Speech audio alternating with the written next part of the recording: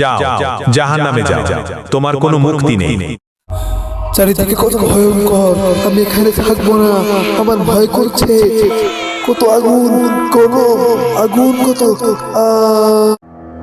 মাহবুব, ওঠো ওঠো, জলদি আসো, তোমার সময় শেষ হয়ে গেছে, তোমার দুনিয়ার সময় শেষ। এবার তোমাকে তোমার গন্তব্যে পৌঁছাতে হবে, তোমার কর্মফল দিতে হবে।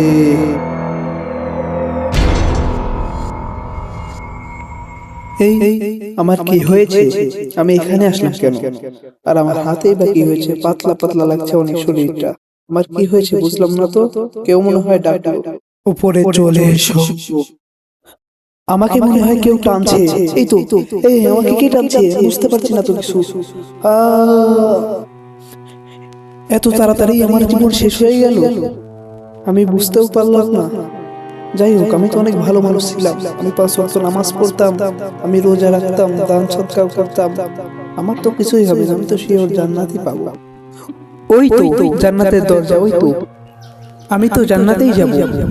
ওখানেই দাঁড়াও। এই ছেলে, তুমি দুনিয়াতে গুনাহ করেছো, তাই তুমি জান্নাতে যেতে পারবে না। কেন যেতে পারবো না?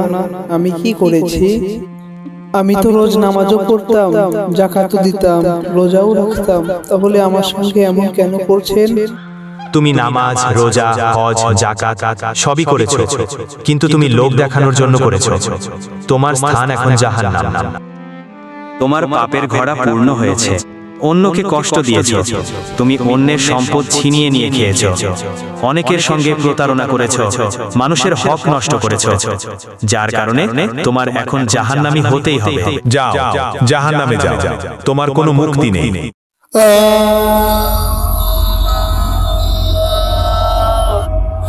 চারিদিকে কত ভয়ঙ্কর, আমি এখানে থাকবো না, আমার ভয় করছে। কত আগুন, কত আগুন, কত